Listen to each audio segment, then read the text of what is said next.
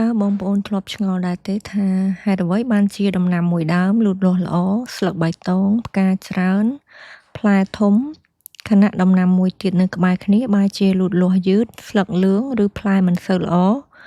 មូលហេតុមួយដែលសំខាន់គឺសារធាតុចិញ្ចឹមរបស់រុក្ខជាតិមិនអាចលូតលាស់បានល្អដោយសារតែមានទឹកនិងពន្លឺថ្ងៃតែមួយមុខទេ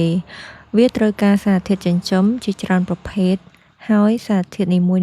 មានតួនាទីខុសៗគ្នាជំរាបសួរបងប្អូនស្វាគមន៍មកកាន់ Channel រៀនពីកសិកម្មថ្ងៃនេះយើងនឹងមកស្វែងយល់ទាំងអស់គ្នាថាតើសារធាតុចិញ្ចឹមរុក្ខជាតិមានអ្វីខ្លះហើយវាមានសារៈសំខាន់យ៉ាងដូចម្តេចចំពោះដំណាំរបស់យើងសារធាតុចិញ្ចឹមរុក្ខជាតិគឺជាសារធាតុដែលរុក្ខជាតិត្រូវការសម្រាប់ការលូតលាស់ការបង្កើតស្លឹកដើមឬផ្កានិងផ្លែយើងអាចបែងចែកវាជាពីរក្រុមធំៗទី1គឺសារធាតុចិញ្ចឹមចម្បងដែលរុក្ខជាតិត្រូវការក្នុងបរិមាណច្រើនដូចជាអាសូតឬក៏យើងហៅថា N ផូស្វ័រឬក៏យើងហៅថា P និងប៉ូតាស្យូមឬក៏យើងហៅថា K ដែលគេហៅថាជាពពួកម៉ាក្រូធាតុបន្ទាប់មកមានសារធាតុចិញ្ចឹមចម្បងបន្ទាប់បន្សំដូចជាកាល់ស្យូមម៉ាញ៉េស្យូមនិងស្ពាន់ធម៌ទី2គឺសារធាតុចិញ្ចឹមតិចតួចឬមីក្រូញូទ្រានដែលរុក្ខជាតិត្រូវការក្នុងបរិមាណតិចប៉ុន្តែវានៅតែមានសារៈសំខាន់ខ្លាំងដូចជាដែកស័ង្កសីម៉ង់កាណេសបូរុនទង់ដែងនិងម៉ូលីបដេណូមជាដើមយើងចាប់ផ្ដើមមកស្គាល់ពី N ឬក៏អាសូតមុនគេអាសូតមានតួនាទីសំខាន់នៅក្នុងការលូតលាស់របស់ដំណាំជាពិសេសគឺការបង្កើតស្លឹកនិងផ្នែកបៃតងរបស់រុក្ខជាតិនៅពេលដែលដំណាំទទួលបានអាសូតគ្រប់គ្រាន់ស្លឹកអាចមានពណ៌បៃតងនិងដំណាំអាចលូតលាស់បានល្អប៉ុន្តែបើខ្វះអាសូតដំណាំអាចលូតលាស់យឺតហើយស្លឹកចាស់ៗចាប់ផ្ដើមលឿងផ្ទុយទៅវិញការដាក់អាសូតច្រើនពេកក៏មិនមែនជារឿងល្អដែរអាសូតច្រើនពេកអាចធ្វើឲ្យដំណាំផ្ដោតទៅលើការលូតលាស់ផ្នែកស្លឹកនិងដើមខ្លាំងពេកហើយនៅក្នុងដំណាំមួយចំនួនវាអាចធ្វើឲ្យមានបញ្ហាផ្សេងៗដូចជាដើមទុនឬងាយរងបញ្ហាពីសត្វល្អិតនិងជំងឺដូច្នេះចំណុចសំខាន់គឺមិនមែនដាក់ជីឲ្យច្រើនទេប៉ុន្តែត្រូវផ្គត់ផ្គង់ឲ្យសមស្របតាមតម្រូវការរបស់ដំណាំចាប់ផ្ដើមស្វែងយល់អំពីផូស្វ័រឬក៏ប៉េផូស្វ័រមានតួនាទីសំខាន់នៅក្នុងដំណើរការផ្ទេរនិងប្រើប្រាស់ថាមពលរបស់រុក្ខជាតិហើយពាក់ព័ន្ធនឹងការលូតលាស់របស់ឫសនិងការបន្តពូជរបស់រុក្ខជាតិជាពិសេសនៅដំណាក់កាលដំបូងនៃការលូតលាស់ឬដែលមានសុខភាពល្អមានសារៈសំខាន់ខ្លាំងព្រោះវាជួយឲ្យដំណាំអាចស្រូបទឹកនិងសារធាតុចិញ្ចឹមពីដីបានល្អប្រសិនបើដំណាំខ្វះផូស្វ័រការលូតលាស់អាចថយចុះហើយរោគសញ្ញាអាចខុសគ្នាទៅតាមប្រភេទដំណាំនិងស្ថានភាពដីដូច្នេះពេមិនមែនជាជីសម្រាប់ដាក់តែពេលចេញផ្កាទេត្រូវគិតពីតម្រូវការរបស់ដំណាំតាមដំណាក់កាលលូតលាស់ចំពោះប៉ូតាស្យូមឬក៏យើងហៅថាកាគឺមានតួនាទីជួយគ្រប់គ្រងដំណើរការជាច្រើនរបស់រុក្ខជាតិ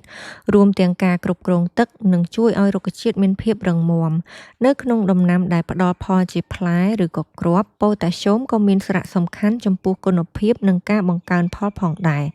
នៅពេលខ្វះប៉ូតាស្យូមស្លឹកចាស់អាចមានរោគសញ្ញាទៅតាមគែមឬចុងស្លឹក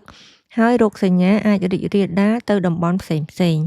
ប៉ុន្តែយើងក៏មិនគួរមើលរោគសញ្ញាមួយមុខហើយសន្និដ្ឋានភ្លាមៗថាខ្វះប៉ូតាស្យូមឬកានោះដែរការធ្វើរោគវិនិច្ឆ័យឲ្យបានត្រឹមត្រូវគួរពិនិត្យដីស្ថានភាពទឹកប្រភេទដំណាំនិងរោគសញ្ញាផ្សេងៗជាមួយគ្នាក្រៅពី NPK ដំណាំក៏ត្រូវការកាល់ស្យូមម៉ាញ៉េស្យូមនិងស្ពាន់ធម៌ផងដែរ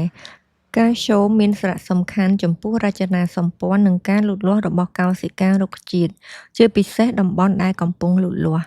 ម៉ាញ៉េស្យូមគឺជាផ្នែកសំខាន់នៃម៉ូលេគុលក្លូរ៉ូភីលដែលជួយឲ្យស្លឹកមានពណ៌បៃតងនិងពាក់ព័ន្ធនឹងការធ្វើរស្មីសំយោគស្ពាន់ធម៌ក៏ជាសារធាតុចិញ្ចឹមសំខាន់មួយដែលពាក់ព័ន្ធនឹងការបង្កើតសមាសធាតុសំខាន់ៗរបស់រុក្ខជាតិនេះបង្ហាញថាដំណាំមិនត្រូវការតែ NPK តែប៉ុណ្ណោះទេឥឡូវយើងមកដល់សារធាតុចិញ្ចឹមតិចតួចដែលយើងហៅថាមីក្រូញូទ្រានឈ្មោះថាតិចតួចមិនមានន័យថាមិនសំខាន់នោះទេ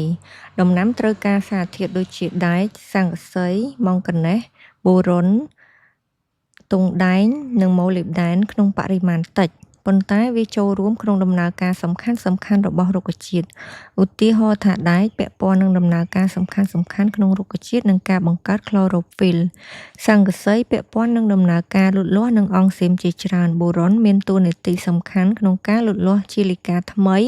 និងដំណើរការបន្តពូជរបស់រុក្ខជាតិដូច្នេះទោះជាត្រូវការតិចក៏មិនអាចមើលរំលងបានដែរចុះហេតុអ្វីបានជាយើងដាក់ជីហើយតែដំណាំនៅតែខ្វះជីចំណុចនេះសំខាន់ណាស់ពេលខ្លះកសិករយើងឃើញដំណាំខ្សោយក៏គិតថាដាក់ជីបន្ថែមទៅទៀតប៉ុន្តែបញ្ហាអាចមិនមែនមកពីជីតិចទេអាចបណ្ដាលមកពីpHដីមិនសមស្របធ្វើឲ្យសារធាតុចិញ្ចឹមមួយចំនួនមិនងាយត្រូវបានរុក្ខជាតិស្រូបយកទី2ទឹកច្រើនពេកឬក៏តិចពេកធ្វើឲ្យឫសមិនអាចដំណើរការបានល្អទី3ប្រព័ន្ធឫសមានបញ្ហាបើឫសមិនល្អការស្រូបទឹកនិងជីក៏អាចមានបញ្ហាទី4ការដាក់ជីមិនត្រឹមត្រូវដាក់ជីច្រើនពេកឬមិនសមនឹងដំណាក់កាលរបស់ដំណាំហេតុនេះហើយបានជាយើងនិយាយថាការគ្រប់គ្រងដីទឹកឫសនិងជីត្រូវធ្វើជាមួយគ្នាដូច្នេះសូមបងប្អូនពុកម៉ែមាមីងកសិករទាំងអស់គ្នាដឹងថាសារធាតុចិញ្ចឹមរុក្ខជាតិគឺជាមូលដ្ឋានសំខាន់មួយសម្រាប់ការលូតលាស់និងផលិតកម្មរបស់ដំណាំជួយការលូតលាស់ផ្នែកបៃតងពាក់ព័ន្ធនឹងការលូតលាស់ឫសនិងការផ្ទេរថាមពលការជួយដំណើរការជាច្រើនរបស់រុក្ខជាតិនិងការគ្រប់គ្រងទឹកហើយក្រៅពីនេះដំណាំក៏ត្រូវការកាល់ស្យូមម៉ាញ៉េស្យូមស្ពាន់ធម៌និងមីក្រូញូទ្រានផងដែរចំណុចសំខាន់បំផុតនោះគឺដំណាំល្អមិនមែនមកពីជីច្រើនទេប៉ុន្តែមកពីការផ្គត់ផ្គង់សារធាតុចិញ្ចឹមបានត្រឹមត្រូវនិងសមស្របតាមតម្រូវការរបស់ដំណាំ